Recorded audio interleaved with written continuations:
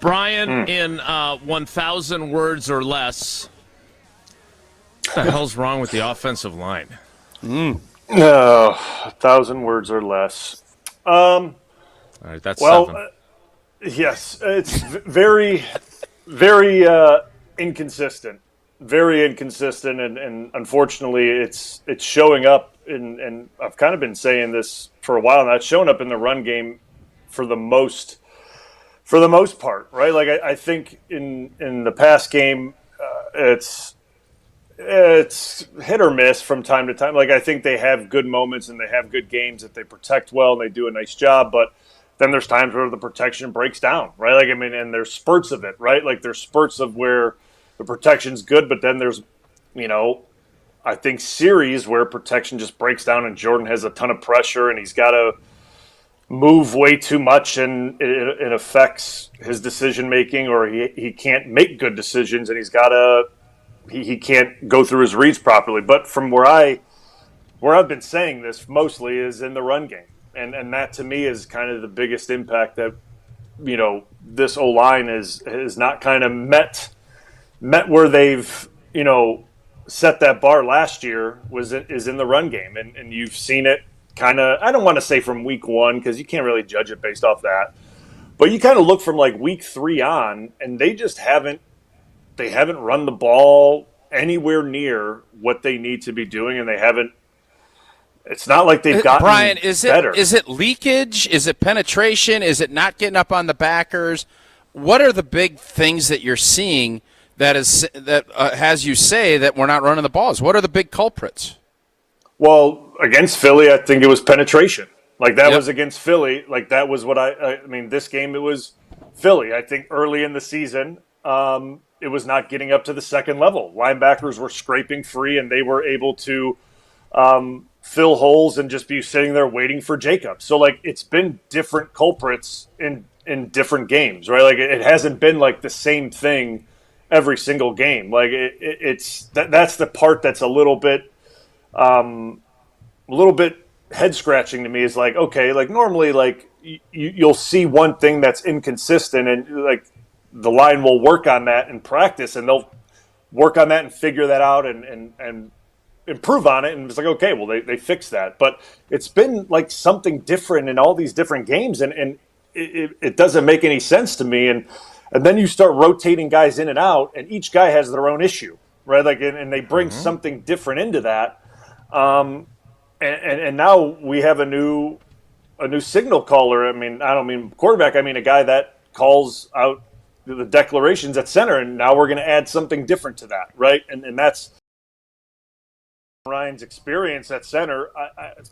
It's not something. It's not a place that I would put him as my first choice. To be honest with you, it's not like I don't know how much training he's been doing at that. The last time I remember him taking center snaps was at the end of the game in Philly last year, in the playoff game when Josh Myers got hurt. Yeah, and so like to me, the line has just had issues from penetration to climbing to the second level, to moving guys off the line of scrimmage and double teams. It just has been kind of like every area of run blocking. And like when you have areas or pretty much issues on every, I guess, fundamental of the run game, like this is what you're going to get, right? Like this is going to be the issue. And you've seen that with Jacobs' numbers, and you've seen it with his performances. Like it's not like, to me, it's not Jacobs. Like Jacobs didn't forget how to run the football. Like you see him run, and like he still runs the same exact way. His vision is the exact same. He's doing all the same exact things. You're seeing when you see it up front, it is a very cloudy picture. It is a very muddy picture for him to try to dissect and get through, and it's not good enough. And it's very frustrating when you look back at last year and see how productive they were, and now we fast forward to right now, and you see the guy hasn't run for over 100 yards once this year. Like that doesn't make any sense to me. It just makes no sense at all that he hasn't hit 100 yards once this year. And that is, I think, we want to talk about LaFleur or anything like that. Like, okay, like we could talk about the play calling. That is the biggest thing to me, because when you invest that heavily in the run game with the running back, with the offensive line changes, and that doesn't pay off, that's going to be a problem. That's a huge part of this offense. I think I saw the stat yesterday. Their run percentage is like 43 or 44%, right, in the NFL rank, and that's like sixth in the NFL, like run to pass. And when it doesn't pay off, right, when you're not running the ball well and you're committed to running the ball that much, there's going to have issues, right? The offense is not going to be productive. And that, to me, is what's standing out more than anything with the offense. Because, to me, they're so – I don't want to say, like, they have to run the football or the thing doesn't work, but they want to run the football. Everything is built off of that, and they're just not able to do it right now. They're just not able to do it. So if that's the case and they're running it a lot and you're looking at a lot of penalties that come there's a lot of 3rd and 6+, which is where defensive coordinators want your offense. If you're Matt LaFleur, do you just kind of give in to the fact, even though you have Josh Jacobs, and say, we need to open it up more? We need to get the ball out of our hands. We need Jordan Love to run this thing and go more pass heavy? Or do you think you can get this fixed? Because now your starting center's out for Lord knows how long. You have a guy in there that has not played a ton of center. Your guards have not been great in securing things and getting a push. So what do you do if you're Matt LaFleur if you don't trust your run game, but you know it's a critical part to how you want to be efficient on offense? Yeah, it's a great question, and it's You sound like LaFleur. It's a tough question too, because we've seen, like, against Carolina, they had a little issues in pass protection when he got up to that almost 40 attempt number, right? Like he threw the ball almost 40 times, which they didn't. I mean, still blows my mind that we had to throw the ball almost 40 times against Carolina, and we had some pass protection issues from the interior, right? Like, and that's a problem. So if we're going to go the route of we're going to be more pass heavy and we're going to throw the ball a bunch, well, we know what comes with that. On ones, that's more relying on guys to win one-on-one matchups and pass protection, which means, well, there's a chance of more sacks and pressures and QB hits. And then people Bryan, are which side of it do you feel better about from the offensive line standpoint? You feel better about them as pass protectors or run blockers? Pass protectors right now. Well, there you go. Pass protectors. I agree. I feel better. I feel better about them pass protecting right now. I think right now, and obviously with Elton being out now, this is in flux for me, right? Like, I don't know how this, like, I know we got a 2 quarters of the game with it, right? We got a half a game with a change, and now we have to see how this settles out now, and we'll get a full game. We have to see how it looks, but I don't know how they're going to look now as pass blockers without him making the IDs, and how everyone gets back on the same page. And are we going to see potentially the right IDs, and are we going to be IDing the right linebackers and pressure looks? And obviously now with, the Giants and how new head coach, obviously a fired head coach, and the defense, they may just go, hey, we're going to pressure a lot. And when you have a new center that isn't used to making IDs all the time, and you're on the road, and there could be a lot of pressure looks. How does that look? And you're throwing the ball, like, that's a difficult situation. So, like, it's uncharted territory, right? Like, and it makes this whole thing very confusing. It does, and like, I want to go back and just say, like, hey, let's just go back to make this thing super simple, like 3-step drop, inside zone, get the ball out of his hands, play action, bootleg, get Jordan on the perimeter, easy throws.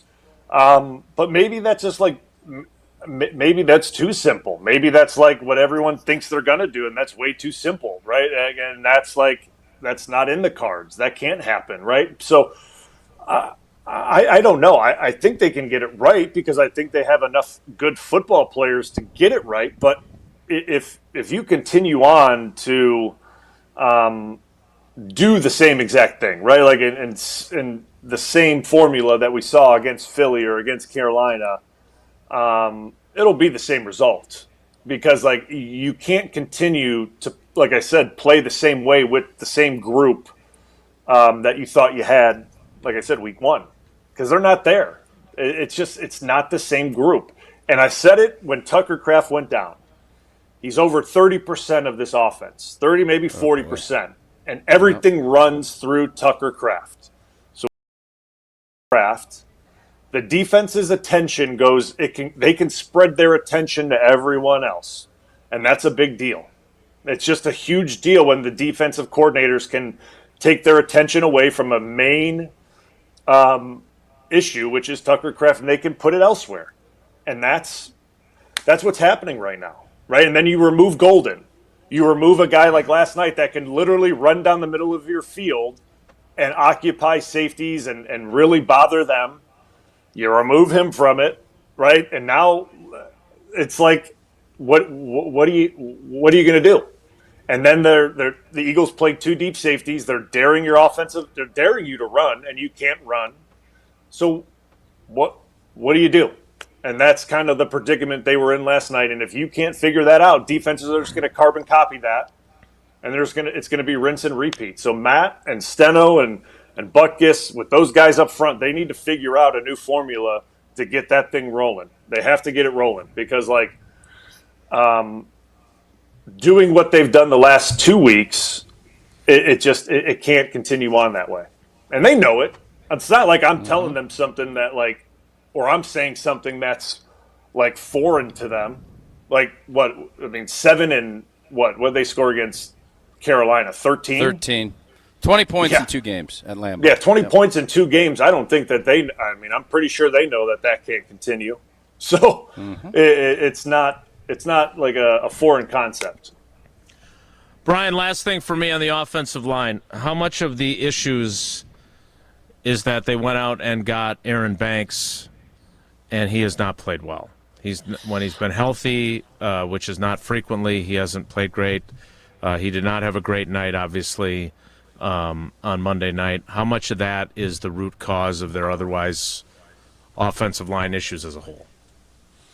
Yeah, I mean, he hasn't played well enough, right? Like, and when you go out and pay, what was it, 84 or 85 million? I don't even know the exact 26 number. guaranteed, but pretty much, yeah.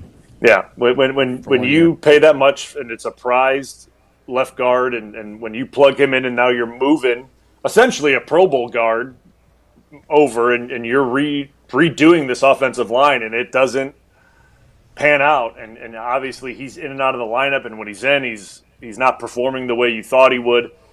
It's a big hit. It's a big hit. It impacts things quite a bit, and it messes the dynamic of what you thought you would have up, right? Like, and it's not like I'm going to sit here and say it's all his fault. It's just him. Like, I'm not going to say that because that's not it. Because it's not, right? Like, we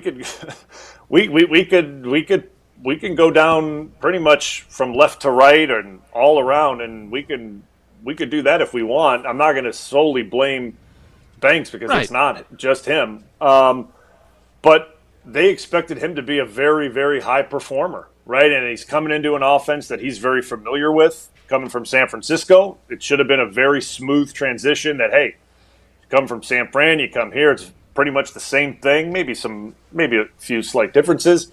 And it just hasn't been a smooth transition by any means. And he's been injured and in and out. So, yeah, it's been a difficult few months, and it just hasn't worked out quite yet. So, yeah, I mean, that's tough. And now you lose Elton. And now how does this thing look? And that's a tough. And you're not suggesting that they go to Monk instead of Sean Ryan, or are you at center?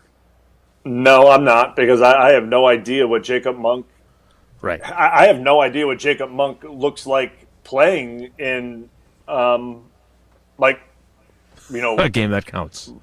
regular season games, right? Like, I don't know what that looks like. That's the problem. And like, I know what Sean Ryan looks like at guard. Like when he gets like when he prepares for a game at guard. I don't know what he looks like when he actually prepares for a game at center.